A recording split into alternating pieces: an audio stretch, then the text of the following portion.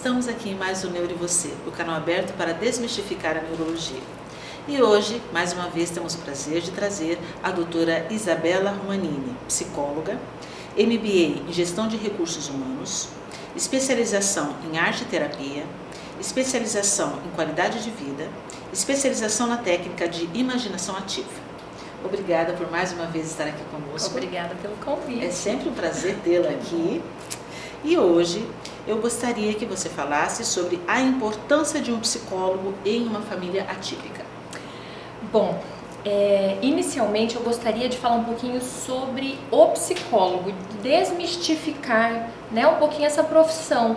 Porque até hoje eu ainda às vezes questiono a pessoa, mas você já fez terapia? E a pessoa fala assim, nunca tive depressão. Então ainda existe aquela ideia de que o psicólogo é um profissional que atende o doente, o depressivo, o ansioso, E eu acho muito válido a gente estar colocando que está popularizando a profissão do psicólogo. Outra coisa que a gente escuta muito, mas eu não posso pagar um psicólogo.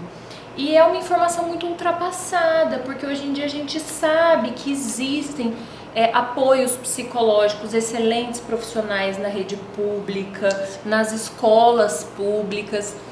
Eu acho muito importante a gente estar aqui falando o que um psicólogo faz. Porque o psicólogo ele não existe apenas para tratar as doenças já instaladas. O papel do psicólogo na vida das pessoas é para tentar funcionalizar, às vezes, a potencialidade que aquela pessoa já tem e não consegue lidar muito bem com ela, trazer qualidade de vida, fazer com que a pessoa possa se ambientalizar, às vezes lidar com uma pequena dificuldade no seu cotidiano que para ela traz sofrimento. Eu falo que todo mundo deveria passar por essa experiência uma vez na vida, para conhecer, Porque o psicólogo ele traz inúmeros benefícios na maneira como a gente se relaciona com a vida de uma maneira geral. No caso de uma família típica, quando a gente recebe a notícia, olha, o seu filho ele vai precisar de algum auxílio, de alguma necessidade especial, a gente não recebe só o peso dessa notícia, as modificações que isso vai trazer para o nosso cotidiano. Essas informações elas vêm com um peso muito grande da nossa família, das percepções que a gente teve durante a nossa infância, a construção da nossa personalidade. O que significa isso para mim? E se eu não consigo lidar com essa carga emocional toda que vem associada à notícia, eu acabo vivenciando um sofrimento de uma maneira muito maior do que talvez seja a minha realidade. Eu venho acompanhando muitas mães e às vezes redes sociais que falam muito sobre, nossa, coitada, a filha dela foi diagnosticada, nossa, é um sofrimento, é uma dificuldade. E eu gosto muito de questionar as minhas mães. Eu falo, mas e pra você?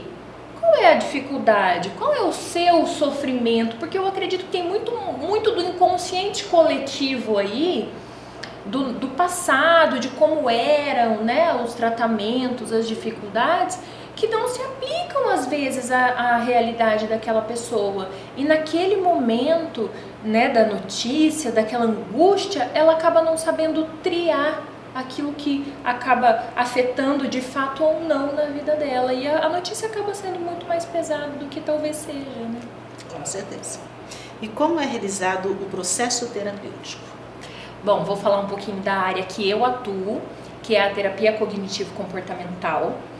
E nós temos uma frase que a gente sempre usa que fala que o que causa sofrimento no ser humano não são os fatos, mas sim a interpretação que eu faço dos fatos. Então, tão importante quanto conhecer a minha realidade é eu entender como ela me afeta. Porque a gente fala muito sobre autoconhecimento e talvez o autoconhecimento seja, além de saber as minhas características, o que eu gosto e o que eu não gosto, seja saber o porquê que aquela situação me afeta daquela maneira e como é a melhor maneira de reagir a ela. Dentro do consultório, a gente faz toda essa avaliação das crenças, de como é feita a construção do meu pensamento, porque na terapia cognitivo-comportamental, eu falo que são 3 dominós: o pensamento, que gera um sentimento e que gera um comportamento. A partir do momento que o dominó do pensamento cai, ele derruba todos os outros. Então a melhor maneira de eu modificar um comportamento que às vezes está sendo disfuncional, ou entender um sentimento que está me fazendo sofrer, que está me gerando angústia, seria de entender o que é que eu penso em relação àquilo, daquela situação, como é que eu estou entendendo aquilo na minha vida. Dentro da terapia, eu falo às vezes para o paciente que não me importa a maneira como ele está se comportando, importa a maneira que ele está vendo aquela situação. Como é que eu configuro o meu pensamento para chegar naquela situação, porque especificamente em casos de famílias atípicas, é uma realidade. É algo que talvez não mude. E se eu for todos os dias viver aquela dificuldade, aquele problema, aquele peso, a minha vida ela vai acabar que vai ser um problema, vai ser um peso, vai ser difícil, vai ser sofrida. Eu tenho algumas mães no consultório que outra coisa que eu falo muito é sobre desromantizar o sofrimento. Porque a gente vive numa cultura que a mulher, antigamente, as nossas avós, elas tinham que servir o marido, elas tinham que cuidar da casa, elas tinham que viver para o outro. E o cuidador, às vezes, ele vem com esse conflito muito grande de crenças. Porque como é que eu vou precisar de ajuda se o meu papel, eu existo para ajudar? Então, o cuidador, ele acaba abrindo mão. Ele acaba abrindo mão das vontades, dos desejos, acaba abrindo mão da própria vida para atender ao outro. E a gente sabe, cientificamente comprovado, que não é vantajoso também para aquela criança, para aquela pessoa que está sendo cuidada, um cuidador que se anule. Porque a visão que eu tenho da vida é a visão que eu vou estar passando da vida.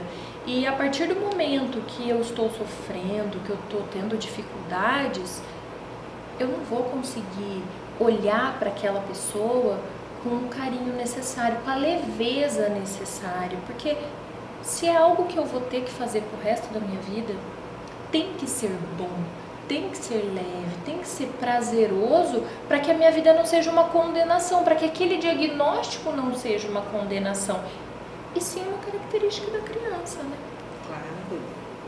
E quando é que eu sei que eu devo buscar uma ajuda profissional? Quais seriam, assim, os indícios de alerta, aquela luzinha que pisca e diz, olha, eu preciso de ajuda? Doutora, quem precisa de ajuda dificilmente procura, dificilmente busca, né? Porque na verdade eu falo que todos nós precisamos. A diferença é que quando a gente busca, a gente deixa de precisar, a gente aprende a lidar. Exatamente. Existem, como eu falei, essas crenças familiares, elas acabam pesando muito na minha visão da minha realidade, da minha situação.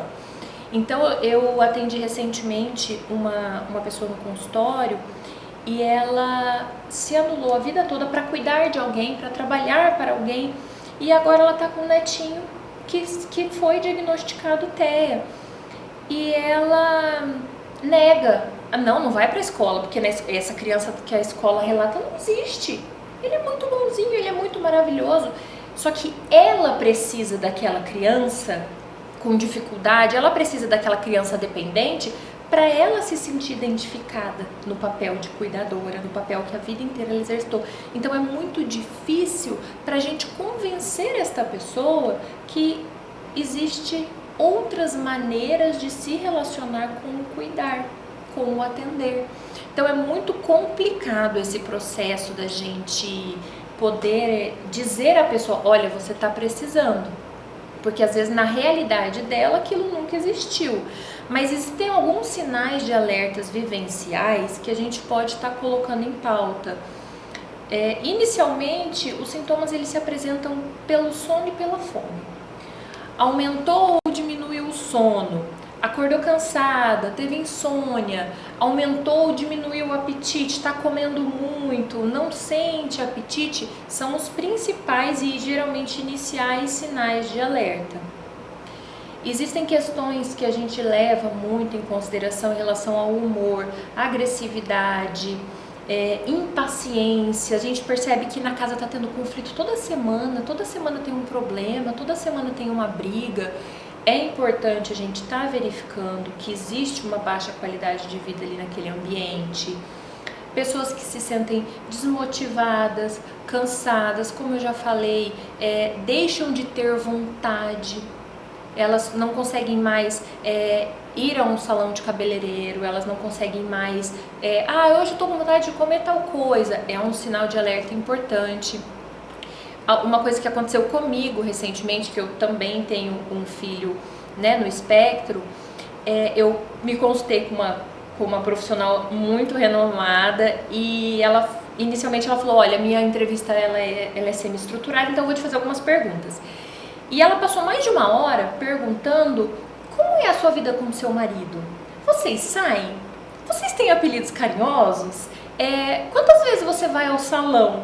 E meu marido ouvindo aquilo, falou, gente, vocês estão batendo papo, que tipo, já deu a hora, né? E de fato as pessoas não têm ciência da importância que tem a qualidade de vida do cuidador e o quanto isso influencia, né, no desenvolvimento da criança ou né, da pessoa que está necessitando de cuidados. Então eu acredito que qualquer indício de que eu não estou tendo qualidade de vida ou que alguém está me sinalizando, olha, você está muito irritada, olha, você está muito nervosa, olha, talvez esse comportamento não seja legal, porque como eu falei, às vezes a pessoa ela desconhece outro estilo de vida, ela desconhece que ela tem que se cuidar, ela desconhece que não é normal eu não querer, não é normal eu viver só para aquela pessoa, e ela se sente culpada também quando ela precisa de ajuda, porque ela tá ali para cuidar, né, como eu falei. Então, eu acredito que é muito importante ouvir também o que os outros têm a dizer pra gente. Eu acho que existe uma vida pós-diagnóstico, ela é leve, ela pode ser leve, ela pode ser tranquila, e fica o meu apelo de que caso você não esteja percebendo, né, que a sua vida está leve, está tranquila, está feliz, eu acho que é válido procurar ajuda. Qualquer ajuda é bem-vinda, né, para que a gente tenha essa qualidade de vida que a gente tanto almeja. Com certeza. Mais uma vez, foi uma delícia ter você aqui conosco. Muito obrigada. Obrigada por passar todo esse conhecimento para nós. E a você que nos assiste, qualquer dúvida, sugestão, entre em contato. Obrigada.